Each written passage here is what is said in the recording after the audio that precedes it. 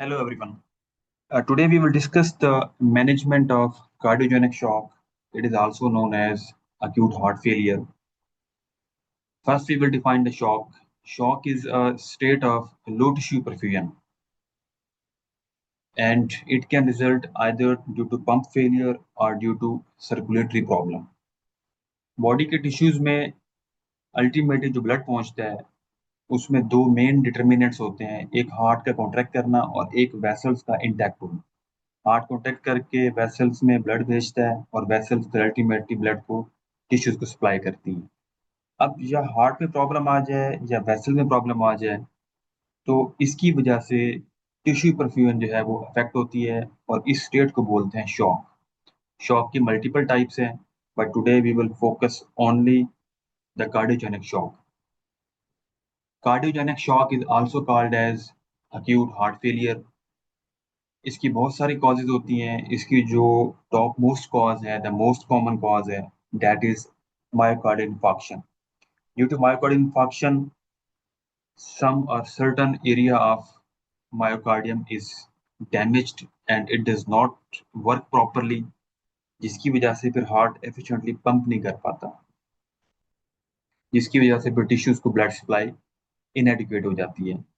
Before proceeding further, I would like कि आप इस सिनेरियो को थोड़ा सा पढ़ें। This is the very important question which is most commonly asked in the university examinations.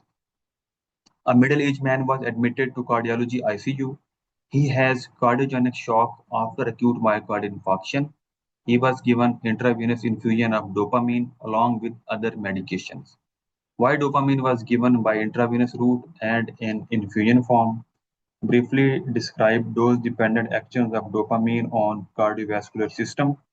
Why dopamine is preferred over norepinephrine in some shocks, and what is the advantage of norepinephrine over dopamine।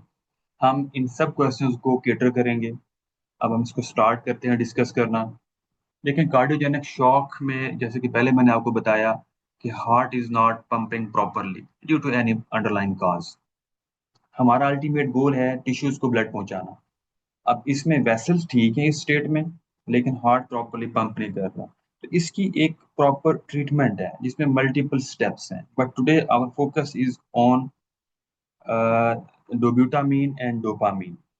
Dobutamine is a selective beta 1 agonist. It is also called as positive inotropic agent because it increases the force of contraction and improves the cardiac output.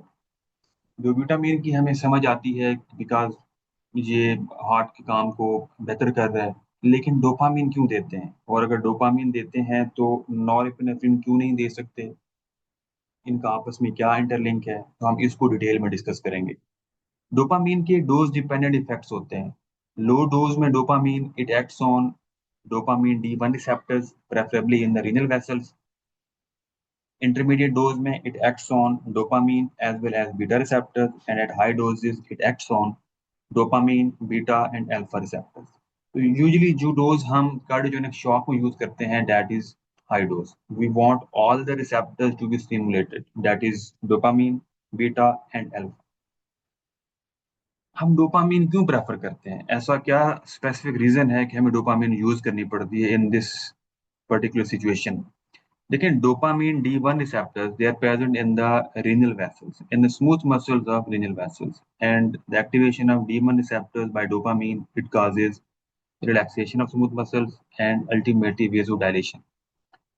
Why vasodilation is needed in the renal vessel?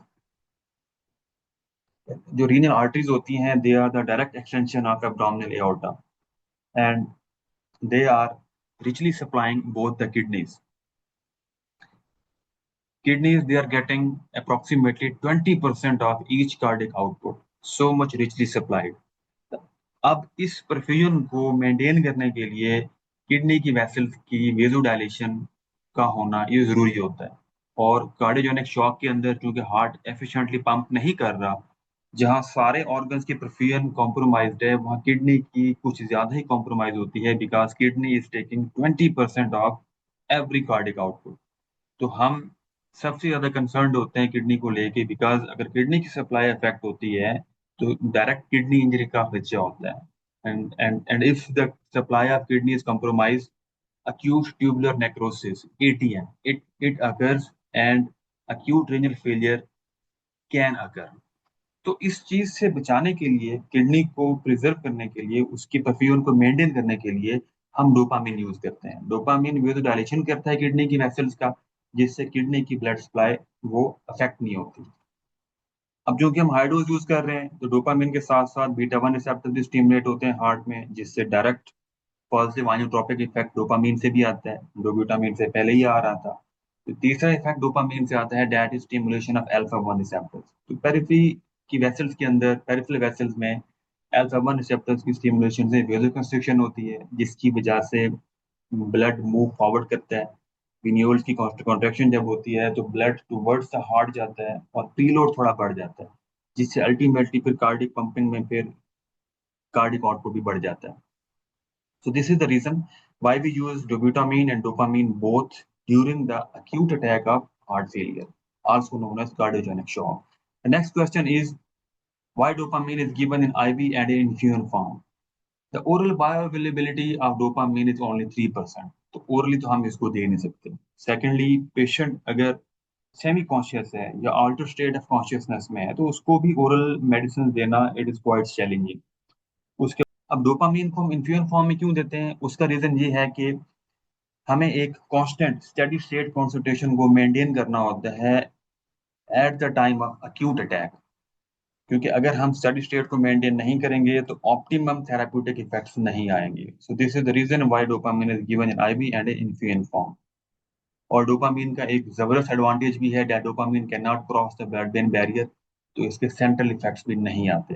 अब question ये है कि जी norepinephrine और dopamine में से कौन सा superior है और किसके क्या एडवांटेजेस हैं और किसके क्या डिसएडवांटेजेस हैं। फर्स्ट लाइन में रीड करता हूँ आपके, norepinephrine does not increase renal perfusion and it has a weak beta 2 effect on the heart. That's the reason why we do not prefer norepinephrine, क्योंकि हमारा पहला जो इसमें टास्क होता है एक्यूट हार्ट फेलियर में, that is to improve the renal perfusion.